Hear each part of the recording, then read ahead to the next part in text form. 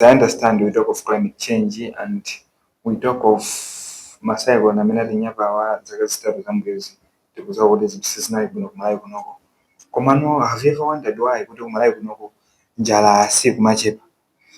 In my observation, ndikuona kuti Malawi ndife anthu osatha kupanga plan. Number one, we are lacking skill yopanga plan, and number two, ifeyo we over rely on means. Malawi tikati tajasima sititha kusintha kuti I think tsiku la lero zikhala bwino kuti tingodya kayambata taicha, tingodya ngati tadya masana, kadidya china chake chabwino kachinangwa zokudya ndi zambirimbiri Malawi. Sitingathe kupanga zimenezo and zoti azerizati tangokolola miyezi iwiri chimanga chonse chathiratu. Number three, we have this handout mentality. Tinazoloweradi kuti timalandira zinthu. Akagwa njala abwera mwenye azatigayira, akagwa njala boma libwera lilifi doti maibwera. Of course, it's their responsibility. They're doing their corporate responsibility, and the government, it's one of their responsibility kuti anthu fetsa njala kumabe. Why? And number three, I have seen that we don't utilize land. Malo athu sitimagwiritsa ntchito bwino malo athu. To an extent yokuti tinganene tipena pake makaka ya umboli.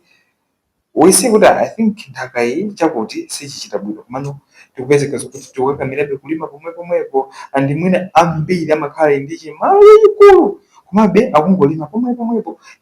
Mutha kuisiya nthaka 2 years pomwe ukalima pena ngati ambiri amene mumakhala ndi malo ambiri kumuzi kupita pena choncho. And number four, poor use of knowledge.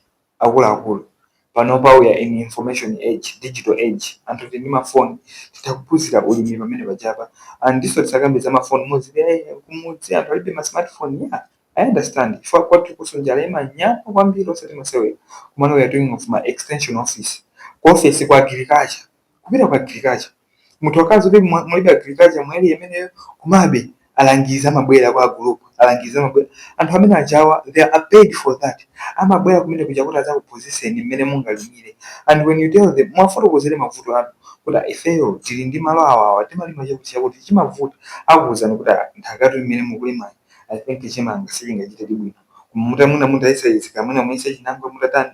In that way at least we can conserve chakudya akuluakulu. Sakalenga let's learn from China. Inali dziko la njala kwambiri koma pano pa China amadya mbali 6 munthu mmodzi masanaoka, mbali 6 munthu mmodzi mazoloka, mamaso chimodzimodzi. Tiyeni tiphunzire kachitidwe ka ulimi, tiphunzire mmene tingasungire chakudya.